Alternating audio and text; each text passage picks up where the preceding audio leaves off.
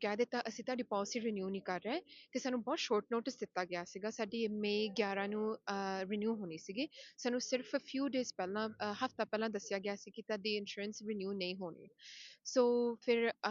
ਅਸੀਂ ਬਹੁਤ insurance companies ਨੂੰ ਰੀਚ ਆਊਟ ਕੀਤਾ ਕਿ ਸਾਨੂੰ ਇੰਸ਼ੋਰੈਂਸ ਦੇ ਦਿਓ ਅਸੀਂ ਕੋਟ ਬਹੁਤ ਥਾਵਾਂ ਤੋਂ ਟਰਾਈ ਕੀਤੀ ਲੈਣ ਦੀ ਤੇ ਹਰੇਕ ਇੰਸ਼ੋਰੈਂਸ ਕੰਪਨੀ ਨੇ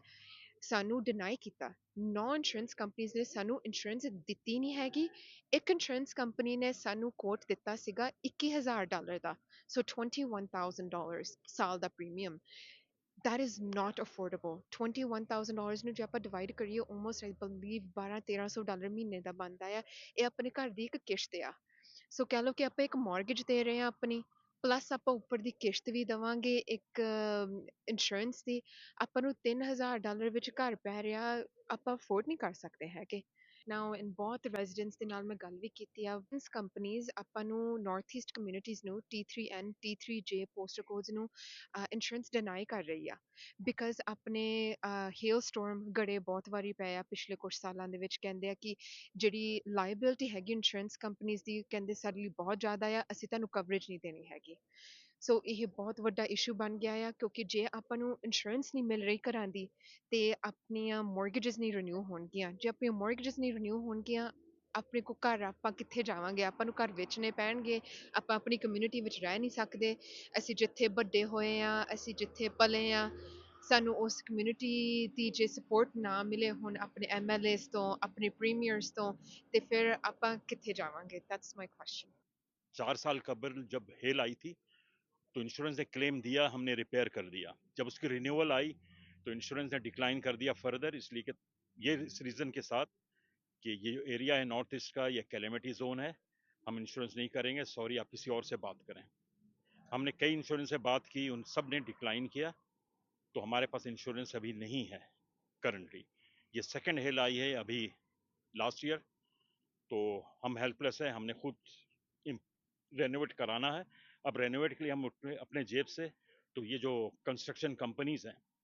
ये 2 गुना 3 गुना ब्लैकमेलिंग कर रही हैं, ये दूसरे मसाइल आ गए हैं हमारे पास।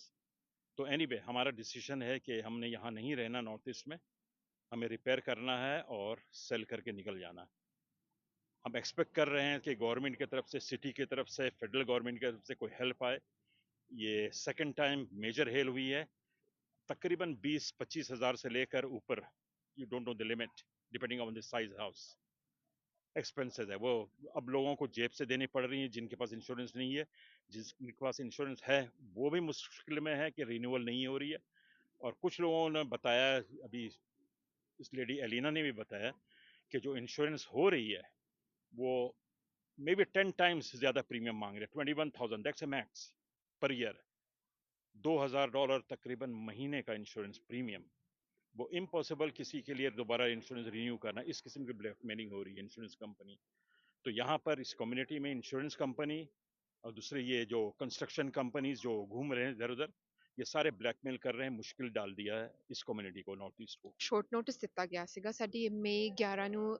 ਰਿਨਿਊ ਹੋਣੀ ਸੀਗੀ ਸਾਨੂੰ ਸਿਰਫ ਫਿਊ ਡੇਜ਼ ਪਹਿਲਾਂ ਹਫਤਾ ਪਹਿਲਾਂ ਦੱਸਿਆ ਗਿਆ ਸੀ ਕਿ ਤੁਹਾਡੀ ਇੰਸ਼ੋਰੈਂਸ ਰਿਨਿਊ ਨਹੀਂ ਹੋਣੀ ਸੋ ਫਿਰ ਅਸੀਂ ਬਹੁਤ ਇੰਸ਼ੋਰੈਂਸ ਕੰਪਨੀਜ਼ ਨੂੰ ਰੀਚ ਆਊਟ ਕੀਤਾ ਕਿ ਸਾਨੂੰ ਇੰਸ਼ੋਰੈਂਸ ਦੇ ਦਿਓ ਅਸੀਂ ਕੋਟ ਬਹੁਤ ਥਾਵਾਂ ਤੋਂ ਟਰਾਈ ਕੀਤੀ ਲੈਣ ਦੀ ਤੇ ਹਰੇਕ ਇੰਸ਼ੋਰੈਂਸ ਕੰਪਨੀ ਨੇ ਸਾਨੂੰ ਡਿਨਾਈ ਕੀਤਾ 9 ਇੰਸ਼ੋਰੈਂਸ ਕੰਪਨੀਜ਼ ਨੇ ਸਾਨੂੰ ਇੰਸ਼ੋਰੈਂਸ ਦਿੱਤੀ ਨਹੀਂ ਹੈਗੀ ਇੱਕ ਇੰਸ਼ੋਰੈਂਸ ਕੰਪਨੀ ਨੇ ਸਾਨੂੰ ਕੋਟ ਦਿੱਤਾ ਸੀਗਾ $21,000 ਦਾ ਸੋ $21,000 ਸਾਲ ਦਾ premium that is not affordable $21,000 ਨੂੰ ਜੇ ਆਪਾਂ ਡਿਵਾਈਡ ਕਰੀਏ almost I believe $1200-1300 ਮਹੀਨੇ ਦਾ ਬਣਦਾ ਆ ਇਹ ਆਪਣੇ ਘਰ ਦੀ ਇੱਕ ਕਿਸ਼ਤ ਆ ਸੋ ਕਹਿ ਲਓ ਕਿ ਆਪਾਂ ਇੱਕ ਮਾਰਗੇਜ ਦੇ ਰਹੇ ਹਾਂ ਆਪਣੀ ਪਲੱਸ ਆਪਾਂ ਉੱਪਰ ਦੀ ਕਿਸ਼ਤ ਵੀ ਦੇਵਾਂਗੇ ਇੱਕ ਇੰਸ਼ੋਰੈਂਸ ਦੀ ਆਪਾਂ ਨੂੰ $3000 ਵਿੱਚ ਘਰ ਪੈ ਰਿਹਾ ਆਪਾਂ ਅਫੋਰਡ ਨਹੀਂ ਕਰ ਸਕਦੇ ਹੈਗੇ ਨਾਓ ਇਨ ਬਹੁਤ ਰੈਜ਼ੀਡੈਂਟਸ ਦੇ ਨਾਲ ਮੈਂ ਗੱਲ ਵੀ ਕੀਤੀ ਆ ਬਹੁਤ ਜਣਿਆਂ ਨੂੰ ਇਹ ਪ੍ਰੋਬਲਮ ਆ ਰਹੀ ਆ ਕਿ ਇੰਸ਼ੋਰੈਂਸ ਕੰਪਨੀਜ਼ ਆਪਾਂ ਨੂੰ ਨਾਰਥ ਈਸਟ ਕਮਿਊਨਿਟੀਜ਼ ਨੂੰ T3N T3J ਪੋਸਟਲ ਕੋਡਸ ਨੂੰ ਇੰਸ਼ੋਰੈਂਸ ਡਿਨਾਈ ਕਰ ਰਹੀ ਆ ਬਿਕਾਜ਼ ਆਪਣੇ ਹੇਲ ਸਟੋਰਮ ਗੜੇ ਬਹੁਤ ਵਾਰੀ ਪਏ ਆ ਪਿਛਲੇ ਕੁਝ ਸਾਲਾਂ ਦੇ ਵਿੱਚ ਕਹਿੰਦੇ ਆ ਕਿ ਜਿਹੜੀ ਲਾਇਬਿਲਿਟੀ ਹੈਗੀ ਇੰਸ਼ੋਰੈਂਸ ਕੰਪਨੀਜ਼ ਦੀ ਕਹਿੰਦੇ ਸਾਡੇ ਲਈ ਬਹੁਤ ਜ਼ਿਆਦਾ ਆ ਅਸੀਂ ਤੁਹਾਨੂੰ ਕਵਰੇਜ ਨਹੀਂ ਦੇਣੀ ਹੈਗੀ ਸੋ ਇਹ ਬਹੁਤ ਵੱਡਾ ਇਸ਼ੂ ਬਣ ਗਿਆ ਆ ਕਿਉਂਕਿ ਜੇ ਆਪਾਂ ਨੂੰ ਇੰਸ਼ੋਰੈਂਸ ਨਹੀਂ ਮਿਲ ਰਹੀ ਘਰਾਂ ਦੀ ਤੇ ਆਪਣੀਆਂ ਮੌਰਗੇਜਸ ਨਹੀਂ ਰਿਨਿਊ ਹੋਣਗੀਆਂ ਜੇ ਆਪਣੀਆਂ ਮੌਰਗੇਜਸ ਨਹੀਂ ਰਿਨਿਊ ਹੋਣਗੀਆਂ ਆਪਣੇ ਕੋ ਘਰ ਆਪਾਂ ਕਿੱਥੇ ਜਾਵਾਂਗੇ, ਆਪਾਂ ਨੂੰ ਘਰ ਵੇਚਣੇ ਪੈਣਗੇ, ਆਪਾਂ ਆਪਣੀ ਕਮਿਊਨਿਟੀ ਵਿੱਚ ਰਹਿ ਨਹੀਂ ਸਕਦੇ। ਅਸੀਂ ਜਿੱਥੇ ਵੱਡੇ ਹੋਏ ਆ, ਅਸੀਂ ਜਿੱਥੇ ਪਲੇ ਆ, ਸਾਨੂੰ ਉਸ ਕਮਿਊਨਿਟੀ ਦੀ ਜੇ ਸਪੋਰਟ ਨਾ ਮਿਲੇ ਹੁਣ ਆਪਣੇ ਐਮਐਲਏਸ ਤੋਂ, ਆਪਣੇ ਪ੍ਰੀਮੀਅਰਸ ਤੋਂ, ਤੇ ਫਿਰ ਆਪਾਂ ਕਿੱਥੇ ਜਾਵਾਂਗੇ? That's my question.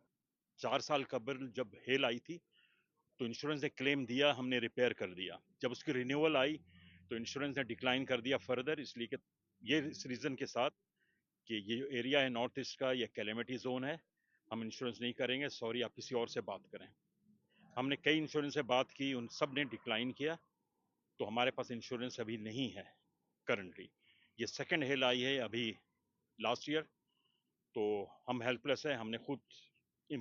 रेनोवेट कराना है। अब रेनोवेट के लिए हम अपने जेब से, तो ये जो कंस्ट्रक्शन कंपनीज हैं ये 2 गुना 3 गुना ब्लैकमेलिंग कर रही हैं, ये दूसरे मसाइल आ गए हैं हमारे पास। तो एनीवे हमारा डिसीजन है कि हमने यहाँ नहीं रहना नॉर्थ ईस्ट